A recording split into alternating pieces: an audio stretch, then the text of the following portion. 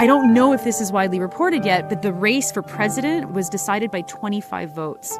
This was the race that happened in the hall only with convention delegates that are here, right? The general membership does not vote for the president, vice president, and treasurer. And the establishment team was promising continuity. The fact that they didn't win that is the story of this convention, frankly. I think that is the whole-scale rejection of how things have been operating. And of course, you can't imagine anyone saying, yes, I want continuity. That's ridiculous. This hasn't been going very well, right? So it makes sense. The federal NDP has a new leader.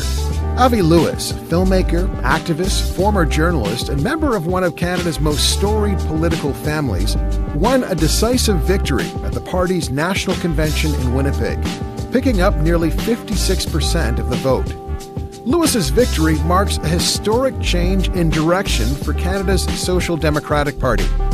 I'm Adrian Harewood, and this is In Bed with the Elephant.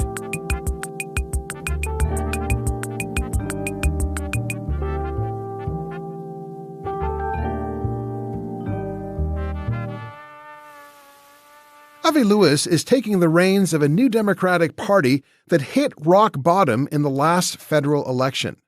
The party was reduced to just 7 seats, losing official party status and their former leader, Jagmeet Singh. Lewis's task is a monumental one, to revive and reorient a battered and bruised party and bring it back to political relevance. Lewis has a gilded political pedigree. He's NDP royalty. His grandfather, David Lewis, was one of the founders of the NDP and led the federal party for 4 years in the early 1970s. His father, Stephen Lewis, was at the helm of Ontario's New Democratic Party for nearly a decade in the 70s. In 2015, Avi Lewis was one of the authors of the LEAP Manifesto, a radical political document that captivated environmentalists but alienated the NDP's more conservative establishment elements. His rise to power within the party, a decade after the rejection of the manifesto, and over 50 years after the party's establishment purged members of the Waffle, an insurgent youth-led radical movement within the party, is a triumph for the supporters of a more boldly left vision for the NDP. His chief rival in the race, Alberta MP Heather McPherson, was seen as representing the centrist and moderate forces within the party. To talk about what Avi Lewis's victory means for the future of the New Democratic Party and social democracy in Canada, I'm joined by 3 keen observers of the party and left social movements. Nora Loreto is the author of Take Back the Fight, Organizing Feminism in the Digital Age, and the host of Sandy and Nora Talk Politics with Sandy Hudson. Judy Rebick is a writer, academic, and former president of Canada's leading feminist organization, the National Action Committee on the Status of Women. And Matt Fodor is the author of From Layton to Singh, the 20-year conflict behind the NDP's deal with the Trudeau Liberals. Welcome, all of you, to In Bed with the Elephant. Good to be here. Good to see you all as well. Nora, perhaps I'll begin with you because you were actually on the convention floor when the announcement was made. Give us a sense of the vibe in the room at the time. Well, you have to keep in mind that the big election turned out to be yesterday's election. And so after yesterday's election for the officers, it was pretty much expected that Lewis would win. It was only a question of what would the margins be and where would everyone else fall. And so, huge explosion of excitement, obviously, when they announced that he had won. But I have to say that the excitement from yesterday was much more spontaneous and much more surprising because it was a pretty shocking result to see a resurgent slate that was kind of thrown together last minute take down the establishment, promising continuity at the executive level. So for the positions of president, vice president, and treasurer. Okay. And what's your response? What did you think of Avi's victory? Because 56%, that's a landslide. It's a landslide. And I feel like it's funny talking to the numbers folks at CBC. I said, it's going to be 55%. Just watch. I wasn't, as I said, I wasn't surprised. Lewis was the only candidate that offered the excitement, the boldness, and the promise of organizing that I think so many people really wanted. Now, I personally, I thought that Tennille was a very excellent candidate as well. But Lewis brings a gravitas to the role. People know him. People obviously know his wife, Naomi, who was on stage with him when he won. And the message that I heard from pretty much everybody was that what has been happening is not good enough. We absolutely need to do something different.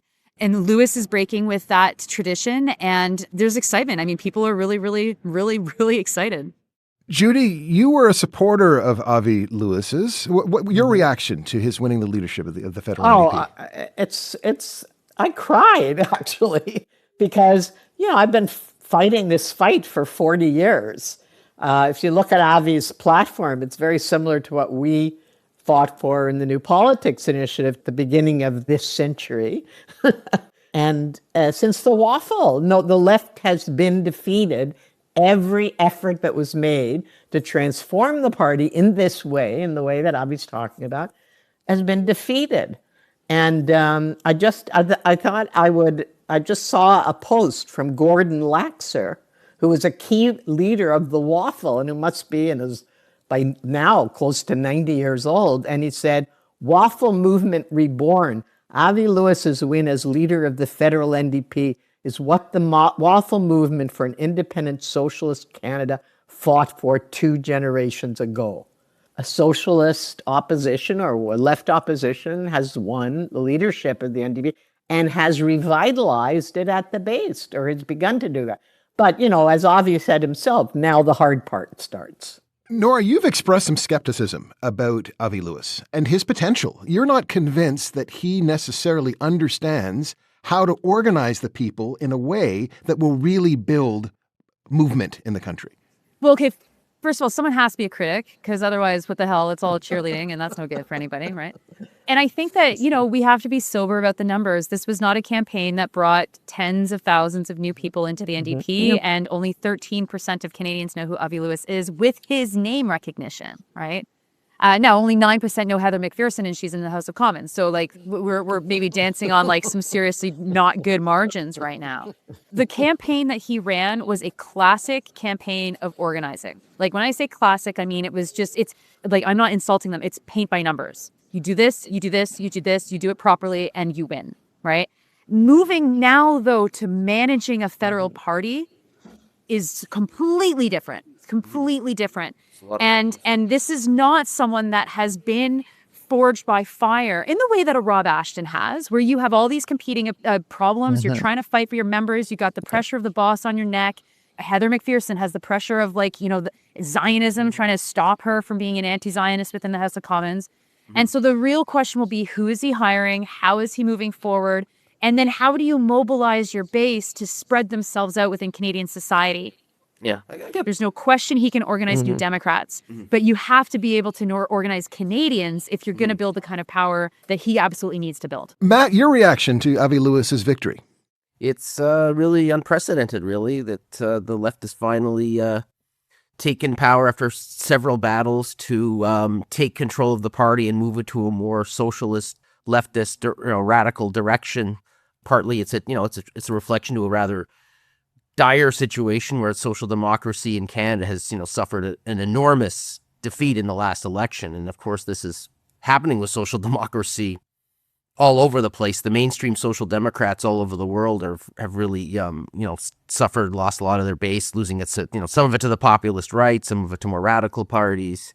It's a long-term structural thing that's happening in social democracy, but obviously there's specific conditions here, and the NDP vote really collapsed the last election, and it really reflects, I think, a long-standing frustration with the sort of centralization in the party, the party organization. You really had, from Jack Layton on, you really had a move away from I guess you could call it an old-style social democratic party, which we had its problems. But I think in 2003, Jack Layton really changed it to a more, I guess modern. They would call it modernization, professionalization. Professionalization, yeah, exactly. They move in that direction, and it really became a fully electoral machine full time. It always had an electoral component, and there was always a case where you kind of had, okay, it's election time, the election professionals are taking over, But I think Jack really moved it in a direction with both bureaucratic modernization, and it came with ideological moderation, though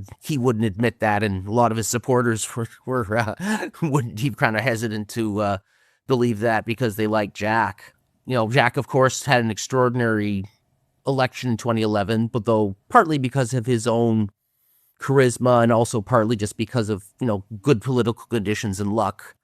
And sadly, he passed after that election. But then Mulcair really moved the party towards took it even further in terms of pretty much an explicitly third way style of, social democracy. I think he did see Tony Blair as his model, more or less. So he had that, and then you had 2015, you have the election, you have, the greatest opportunity the NDP's ever had electorally, and, we know the story. Mulcair runs on balanced budgets, on no taxing the rich, and, that kind of thing.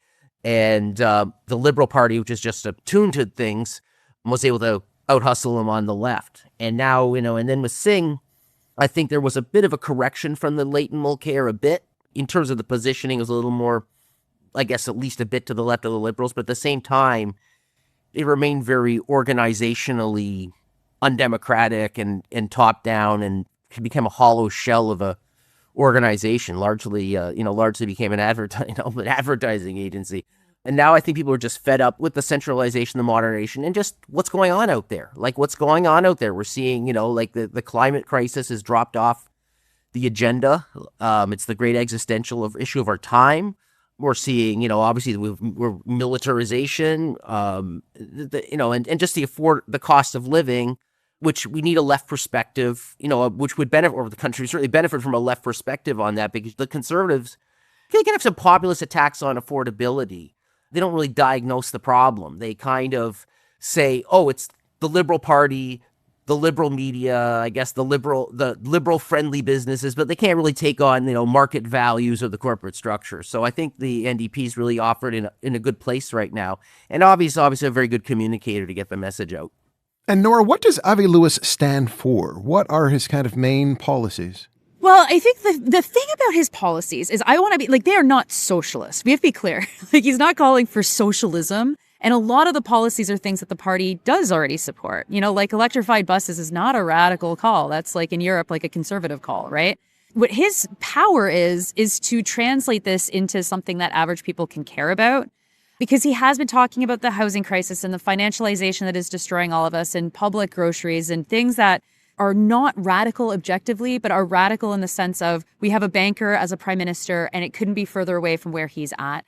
And so the party has always struggled to live the progressive politics that I think a majority of the NDP members have always wanted, but then softening that to be able to, quote unquote, play the game that they think that they have to play with the national mainstream media and with the other parties. And Lewis has come and said, we don't have to play that game. I think when you listen to the politics, they're not that different. Really, they're not that different. I can't tell you Avi was for this and Heather was for this, and they are diametrically opposed. That's very good news for uniting the party after. There was nothing really all that different, but it was the movement around it to say, but we also want to take power back to make this into not just an electoral machine, but that connects with social movements. And I think that was a special sauce that was really necessary. The other thing I think, just to come off of that, is that, people always look at leadership races as differences in policy, but that's not really what it's ever about. No. It's never about that, right? And it's also not why people vote. They don't vote for policies. They vote for a feeling. This is a weakness of the left. It's too intellectual. They don't understand the feeling. I decided, Avi convinced me to support him when I was very hesitant because I fed up with the effing NDP, okay? After all these years. But the first time I decided I'd really put some energy into it was a kickoff, because I could feel the energy in the room that night. I hadn't felt anything like that in years, years. And what were you feeling? What was that feeling? How would you describe it? Energy, a joy, a feeling of power in the room, that people felt like we could do something good, Finally. Joy, finally. It's joy, right? I felt joy in the room, and I hadn't felt that in a long time. If I can add, Adrian, you started by saying that I've covered this race very closely. I think that the reason why the interviews that I did with the candidates they really made an impact on people was because I refused to ask them about policy. Like, I was like, I'm not having a policy discussion with you because there's a policy booklet. Everyone agrees capitalism is bad. However, the issue is the how. How are you going to do this? And that also, of course, is the biggest question going on now. How are you going to win? That question is answered. Now, how are you going to actually do this is the giant question that comes next. I wanted to take a moment to thank you for listening to In Bed with the Elephant. If you can, please follow us in the app that you're using. If you already follow us, thank you. And please do take the time to leave a rating or a review. It helps to get more people listening to our show. And please keep spreading the word about us to your networks. In a world drowning in misinformation and disinformation, never has the work of journalists been more important. That's why we here at In Bed with the Elephant are so grateful to our podcast's founding sponsor, Perfect Books, for their support of independent journalism. Perfect Books is an independent bookstore located at 258A Elgin Street in the heart of downtown Ottawa. Perfect Books, a store for book lovers. Matt, someone who's not supporting Avi Lewis, someone who's not celebrating at the moment is Naheed Nenshi, the leader of the NDP in Alberta, who came out almost immediately kind of denouncing Avi Lewis's victory. I think, 5 minutes afterwards, says that this is someone who did not support the NDP and that he is distancing himself from Avi's, victory. What did you make of that? And what's the significance of a pretty significant provincial party basically saying that they want nothing to do with the federal NDP? It's not terribly surprising. I think he had that thing sitting there ready to go last night, and then clicked, send at 11 this morning and said, okay, get this thing out. It's not surprising. I mean, Nenshi himself is a further distancing from the traditional roots. I mean, he's really a small L liberal who's really using the NDP as his own personal vehicle in Alberta to be the center left tent. I always thought of him as somebody who'd show up in a liberal government someday, or leader of the Liberals. Too. And but there's no Liberal Party to speak of in Alberta. Exactly. So that's where he goes. If you're in Alberta, that's where it goes. I don't find that surprising. There's been a lot of organizational separation. He's made it known that he's not a federal member himself, and there's many people who are not federal NDPers. So it's not surprising. It's something that's expected, and Avi's going to have to deal with that. Saskatchewan leader Carl Lebec has also put out a statement saying, "I'm not going to meet with you until you got your opposition to fossil fuel development," or something like that. So this basically is the first problem you're going to run into, and it's expected. I'm not sure what it means in terms of federal, but I think in a funny way, it's strange that Nenshi will have election signs in the future saying NDP on them, and then he'll be saying there's something wrong with the federal NDP, which is kind of strange, but I think it's not surprising. Yeah, I think that, Labour may seem divided, but I'm not sure they're any more divided than they were with Singh, because we'll remember that Singh also had quite a division between the Labour leadership with Charlie Angus running, because he also had a lot of leadership behind him too. And Mark Hancock nominated one of the losing candidates on the slate for the executive positions. And Mark Hancock, of course, is the president of CUPE. Like Lewis actually bypassed that tier of decision makers entirely and went to the members, which is why you saw CUPE Local supporting him. And CUPE National made a position to not support anybody, which is not normal. They usually do endorse a candidate.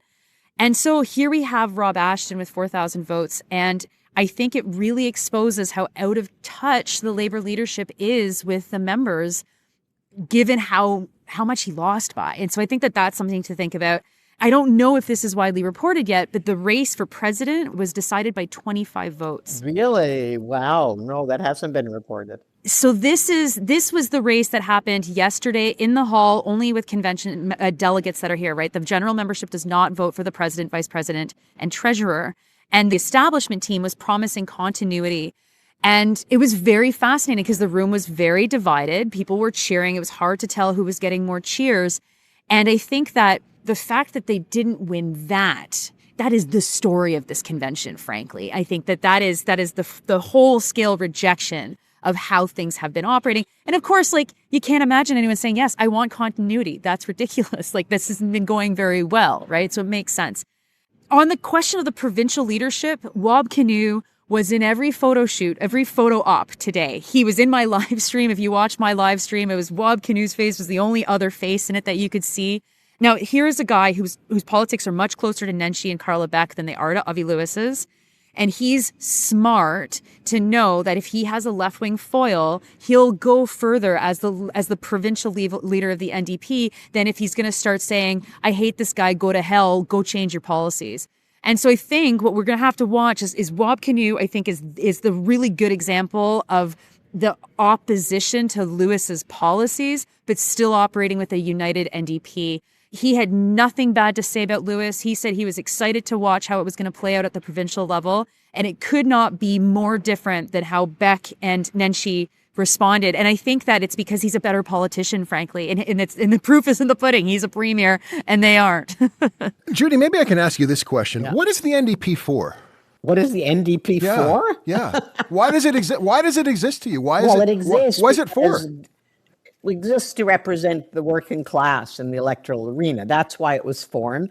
It was, the Socialist Party, Social Democratic Party, uniting with the labor movement. So very much a labor-based party.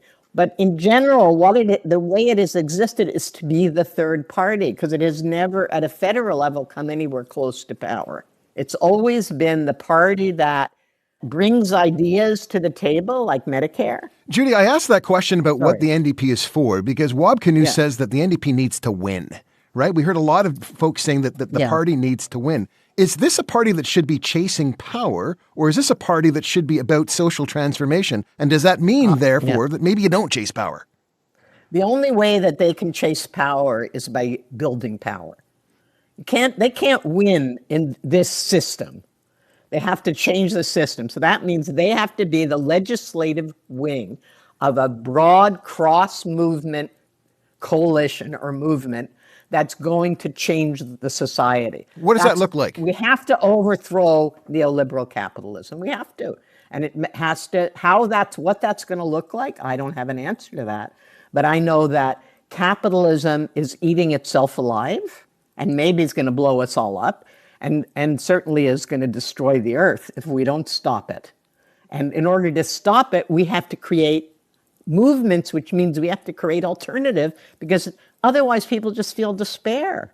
And when we go to an Avi Lewis meeting, we feel connected to people. We feel love. I mean, I don't know, Nora, you're not exactly a soft touch, but it's what you feel, right? You feel loved. You feel I like, this is where I'm too crusty to feel love, but I have the benefit of having experienced this in Quebec, which is quite different, right? Because we built campaigns with Quebec Solidaire and Quebec City, and they don't look like Lewis's campaign. They look very, very Quebecois, right? But the victory party where Catherine Dorion and Sol Zanetti win in Quebec City in the first time that Quebec Solidaire has a proper caucus, I mean, there was 1,000 people at the Musée National des Beaux-Arts in Quebec City, and it was unbelievable. It was, people were crying, people were hugging each other. It was something that, it was almost like Jack's victory. You know, the night of Jack's victory in Toronto, I was there as well. I mean, I was on City TV for the whole night, and then I biked down to the victory party to just check it out. And it was feeling like there's something that matters. And if there's something, if you're lucky to do the work that I do, where you're all over Canada, you're talking to people, despair is the main thing people are feeling. That's the main thing people are feeling right now. And that generally benefits the right when people feel despair. Absolutely. They'd feel to the sort of gut feeling, emotional kind of like, way, and a sort of instinctual conservatism many people have, but not in a No, I think they appeal to people's desire to find blame. So the immigrants. It's the fault of the immigrants. It's fault, and I'm better than them. It's really the ugliest part of human nature. Yeah.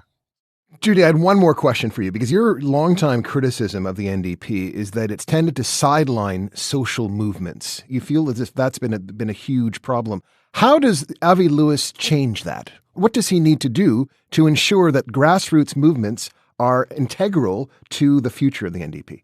Well, like I said, he has to talk to them and be in communication with them and include them in everything he does. Having groups of people who are activists in different movements that he regularly consults with and that he consults with about any decision. And that's really easy to do online, right? So to begin with, I would do that. I would have consulting groups, that would help me, right? And then have another group that's looking into how to restructure the way that the party runs. So I don't have a problem with Avi not running I think he should wait until the general election. I don't think he should run in a by-election. Because what happens in the House of Commons is not what's key.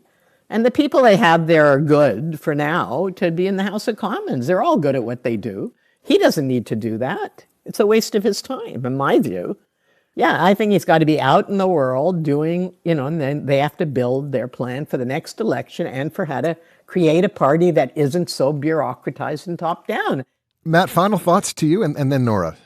This is very unprecedented and quite exciting in a way that this has finally happened. And I think there's some really great potential, but there's obviously, it's going to take some time to develop these models. And obviously it'll get better once you mobilize more people and bring them in. We're just really getting started right now. I guess the first test of this is we'll have two by-elections in Toronto in a couple weeks, including in the riding I live in. And the riding I live in. Yeah, so we'll see we'll go door knocking. Let's go door knocking. And I think it's an exciting development, but I do think, we got to be sober about the challenges we face. We're obviously with good communication from the leadership as well as, grassroots organizing is, we have to do it because, failing is, not doing anything and failing is not acceptable. So we got to do that. But obviously the masses haven't come in yet, like as Nora says. Nora, final word to you. Yeah, I'm going to be watching whether or not the team chooses shortcuts. Right? Shortcuts are really deadly to the left, and I hope that they don't, but I really don't want to see people advocating for things that do not actually build a foundation to what we need on the left. And so, what? Like when you say shortcuts, what do you mean? Oh, when you have a charismatic leader, sometimes you can have the leader talking about issues, but not actually building underneath those issues. And that'll play with the press, that'll play with the Canadians. But ultimately, if you're going to build something, you have to build it, right? There's a lot of different things that people do that are shortcuts when it comes to organizing within large bureaucracies, especially, that can be deadly, and that won't be obviously deadly. I'm a nerd. I'm in this world, and I will see that more than a lot of people will see that. So I'll be looking for that. And I think it's true. Like, there's going to be tremendous pressure on Lewis to run right away. I've already heard people expect him to run in Beaches East York in Toronto, which I think would be probably too soon and probably not a good idea, because you do not want him coming out with a loss right out the gate. And, I was talking to Susan Gapka, who's a longtime activist within the NDP, and she's someone that feels has been sidelined for 25 years and is so excited to see Lewis get in because it's really her politics. And she's a runner, and she said, it's going to be a challenge to remind people that this is a marathon. There are no sprints. Like, we have to pace ourselves, because if they are not pacing themselves, then it will burn out, and it will be very easy for the people to take it back over. Because the reality is if you have a regime change, the other parties are big enough to have regime change happen, and then the O'Toole people go to this provincial Conservative Party, or the Poilievre people come from Alberta and go to Ottawa. They have enough people to move around, and the regime change happens easily. The NDP doesn't have that. The NDP doesn't have regime change. It's the same people have been in power regardless of who the leader is. And so those people are going to go out and do things. And are they going to be supportive of Lewis, or are they going to try and destroy Lewis? And depending on where they end up, that could be deadly, or it could make all of the difference. And I'll be watching that very, very closely, knowing personally that some of these people have really good hearts and will do the right thing. And some of these people are wretched and terrible and will absolutely try to destroy him.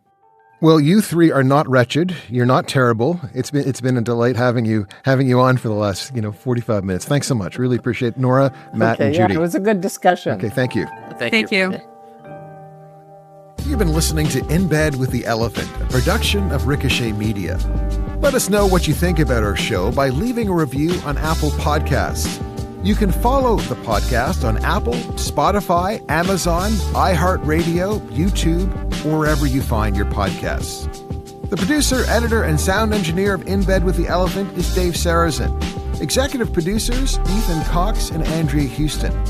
Music, Parker Harewood. Graphics, Connor Kaloran. I'm Adrian Harewood. See you next time.